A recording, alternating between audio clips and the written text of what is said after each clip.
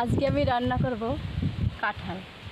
ইঁচড় ছিল, ইঁচড় থেকে কাঁঠাল হয়েছে। কাঁঠাল রান্না করব, বেশ মিষ্টি মিষ্টি লাগবে, খেতে ভালো লাগে। ইঁচড় হলো একটু বয়স হলে কাঁঠালই হয়। একটু কেটে নেব।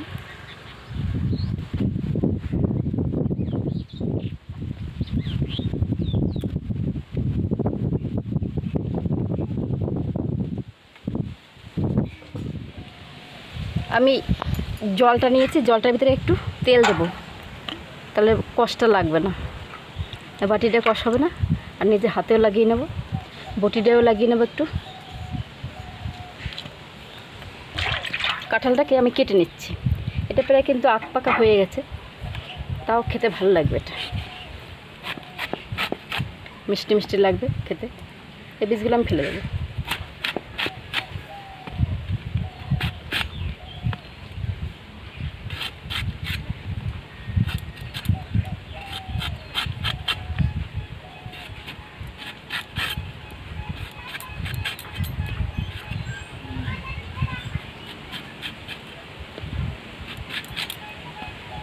এই বীজটাকে ফেলে দিচ্ছি।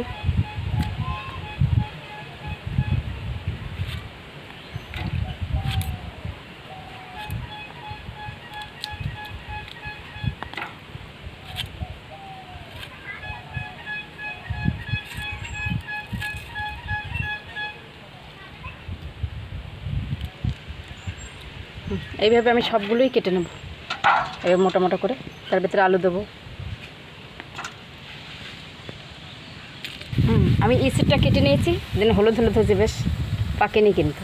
এটাই ভালো লাগবে খেতে রান্না করলে। আর আলুটাও আমি কেটে নিয়েছি, আলুটা ছোলা শুদ্ধ কেটেছি, চোষাগুলো ফেলে নে, এটাই খেতে ভালো লাগবে।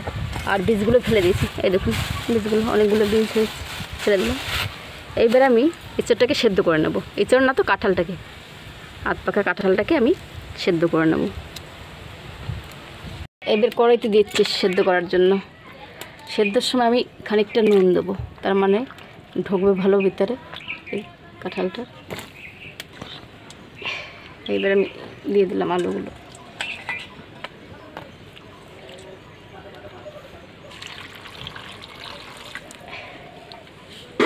এবার খানিকটা নুন দেবো, নুনটা দিলে বেশ তারে ঢুকবে, বেশ খেতে ভালো লাগবে।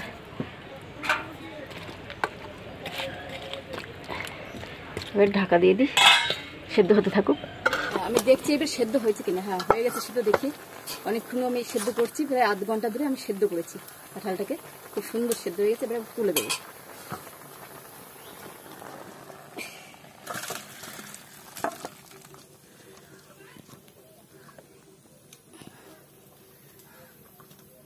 মতো এই যে কাঁঠালটা আমি সেদ্ধ করে নিয়েছি, হলুদ হলুদ বেশ লাগছে দেখতে, রান্না করলেও ভালো লাগবে খেতে। এবার মশলাগুলো আমি দেবো। মশলাগুলো আমি করে নিয়েছি একদিন সব কিছু। পেঁয়াজটাকে ঘষে নিয়েছি, তারপরে আদা বাটা, রসুন বাটা, এটা টমেটো বেটে নিয়েছি, আর শুকনো লঙ্কা। আর থাকবে ফোড়ন দেওয়ার সময় এই তেজপাতা আর গরম মশলাটা। আর ভেজে আমি বেটে নিয়েছি গরম মশলা, জিরে, ধনে।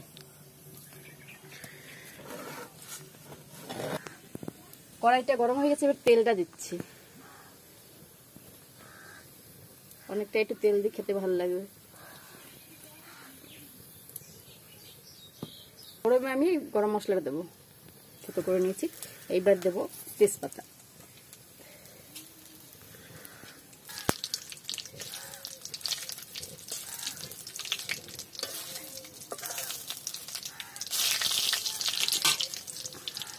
দেবো আমি পেঁয়াজটা আমি ঘষে নিয়েছি, এটাকে দেবো।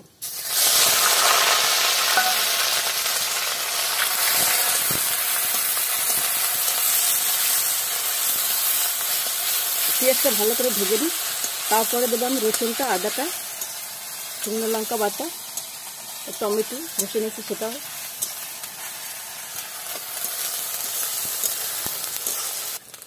পেঁয়াজটা ভালো করে ভেজে নিয়েছি, এবার আমি রসুনটা দেবো।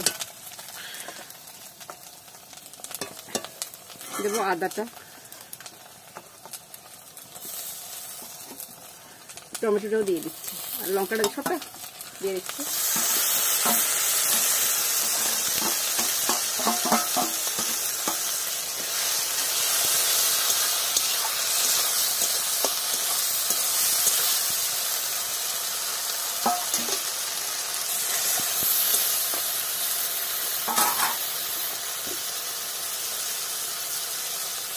দেবো আমি 1 চামচ হলুদ দিয়ে দিলাম। আর নুনটা দেবো পরিমাণ মতো, 1 চামচ এখন দিই। আমি সেদ্ধ করার সময় দিয়েছিলাম কিছু, ওই জন্য অল্প করেই দিলাম।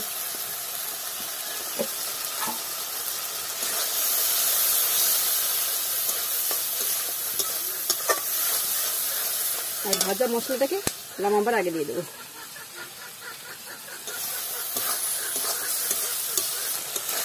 আমি ভালো করে কষিয়ে নিচ্ছি। আমি এর ভিতরে দেবো একটু দুধ, তার মানে ঘিটাও দিতে পারেন আপনারা। ঘিটা দিলে আমাদের পরিবারের ঘিটা একটু পছন্দ করে কম, ওই জন্য দুধটা দিলাম। এবার ভালো করে কষিয়ে নেবো, তারপরে আমি খেতে দেবো।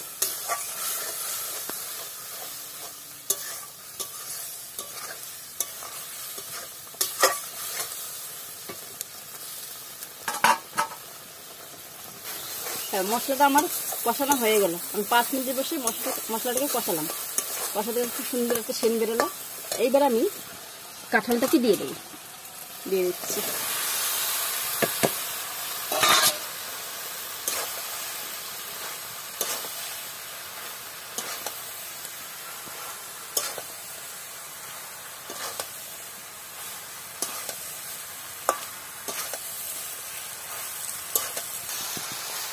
দেখবেন ইঁচড়টাই অন্য স্বাদ। আর এই কাঁঠালটা যখন পাকা হয়ে আসবে, এটাকে একবার করে দেখবেন, খেয়ে খুবই সুন্দর লাগবে। সেটা বেশি মিষ্টি মিষ্টি লাগবে। যে ঝালটা একটু বেশি দিতে হবে, যে ঝাল বেশি যারা খাবেন। আমরা মোটামুটি দিয়েছি। তার এমনি ঘরের চিনি দেওয়ার কোনো প্রয়োজন নেই। কাঁঠালটাই মিষ্টি ধরনের হয়েছে। এটা খেয়ে দেখবেন একবার করে, ভালো লাগবে খেতে।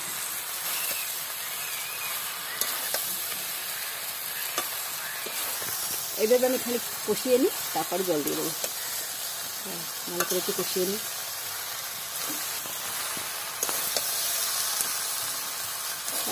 খুব সুন্দর সেদ্ধ হয়েছে, বেশি আমি লাড়াচাড়া করবো না। এটা আমি জলটা দিয়ে দেবো।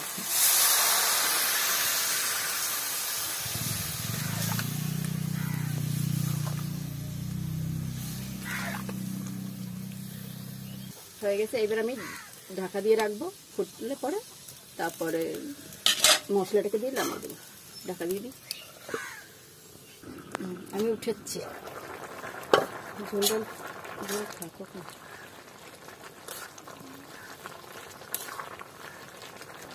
এবার আমি মশলাটা দিয়ে দেবো। মশলা দিয়ে 2 মিনিট ফুটাবো, তারপর নামিয়ে দেবো।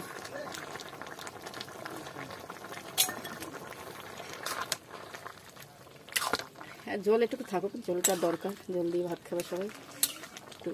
আর আপনারা যদি কম জল রাখতে পারেন, আমি একটু বেশি রেখেছি ঝোলটা।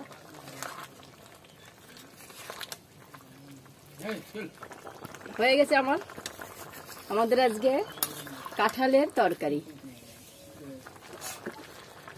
হয়ে গেছে। কাঁঠালের তরকারি নামিয়ে দিচ্ছি আমি।